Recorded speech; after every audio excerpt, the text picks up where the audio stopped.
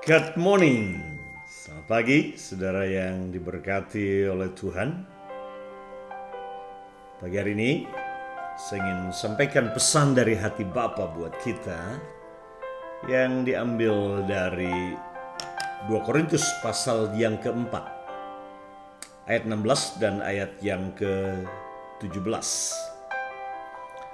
Dalam hidup ini, hal yang menyenangkan tidak menyenangkan itu silih berganti.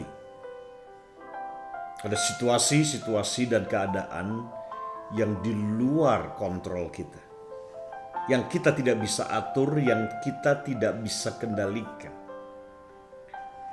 Kita tidak bisa atur perasaan orang lain, contoh. Kita tidak bisa mengatur apa yang orang lain pikirkan. Kita tidak bisa mengatur banyak hal yang di luar kita di alam semesta ini.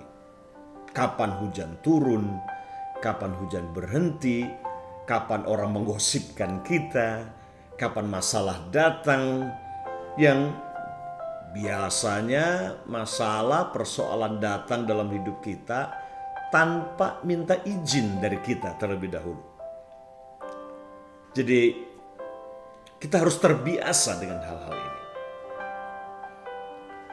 Nah, kemampuan kita untuk kita menanggung, bereaksi, bersikap terhadap sesuatu yang memang itu di luar kontrol dan kendali kita, ini menunjukkan kualitas iman kita, kedewasaan rohani kita tentunya. Dan inilah yang Paulus alami dalam kehidupan ini. Tentunya ini sebuah hal yang sangat manusiawi sekali. Ya, Tuhan itu sempurna dan janjinya, tetapi kita tidak sempurna. Tuhan itu baik, tetapi ada banyak situasi di sekeliling kita yang tidak baik. Karena itu, sekali lagi, kita tidak bisa mengatur apa yang ada di luar kita. Tapi kita bisa mengatur apa yang ada di dalam kita. Apa yang kita pikirkan, apa yang kita rasakan, itu adalah tanggung jawab kita. Kita bisa memilih apa yang kita pikirkan, apa yang kita akan katakan, walaupun kadang-kadang saat-saat tertentu ketika emosi memuncak, perkataan kita lebih cepat dari pikiran kita kadang-kadang. Setelah mengatakan sesuatu yang melukai orang, menyakiti orang, baru kemudian kita berpikir dan kemudian menyesali apa yang kita katakan. Kadang itu terjadi. Tapi dalam situasi yang normal, saya percaya bahwa kita semua bisa mengatur, mengelola apa yang kita pikirkan, apa yang kita rasakan dalam hidup ini. Itu adalah sebuah pilihan dalam kehidupan.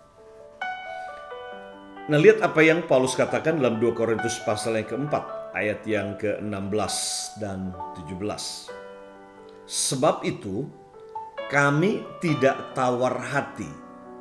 Hati-hati ketika hati saudara telah menjadi tawar. Ya, hati telah menjadi tawar. Tetapi Paulus berkata, meskipun manusia lahiriah kami semakin merosot. Manusia lahiriah semakin merosot. Tentunya faktor usia, faktor kesehatan, ya, banyak faktor eksternal yang bisa membuat manusia jasmani kita ini semakin merosot. Namun, kata Paulus, manusia batiniah kami dibaharui dari sehari ke sehari. Secara fisik itu sangatlah normal. Usia bertambah, makin hari bertambah. Fisik kita akan semakin tua, usia bertambah, maka akan semakin merosot. Itu sangatlah manusiawi. Yang kita tidak bisa hindari itu tentunya, itu hukum alam. Tapi Paulus berkata, jangan sampai manusia lahiriah kita semakin merosot karena faktor usia, faktor situasi, keadaan. Tapi kemudian manusia batiniah kita juga merosot juga. Nah, ini jangan sampai terjadi. Paulus berkata, manusia lahiriahku semakin merosot, Tetapi manusia batiniaku dibaharui dari sehari ke sehari. Sebab penderitaan ringan yang sekarang ini, apapun penderitaan yang saudara alami, Paulus berkata penderitaan ringan yang sekarang ini, entah itu ekonomi, entah itu penyakit, entah itu keluarga, Paulus berkata ini penderitaan ringan yang sekarang ini mengerjakan bagi kami kemuliaan kekal yang melebihi segala-galanya, jauh lebih besar daripada penderitaan kami. Jadi penderitaan ringan yang saudara dan saya sedang alami mungkin hari ini, persoalan, tantangan, masalah ekonomi, keuangan, ya, Paulus menyebutnya itu penderitaan ringan. Tapi yang kita harus paham adalah ini, penderitaan yang sedang terjadi, kesulitan yang sedang terjadi, itu mengerjakan bagi saudara dan saya kemuliaan kekal. Kemuliaan yang kekal, yang melebihi segala-galanya, lebih besar daripada penderitaan.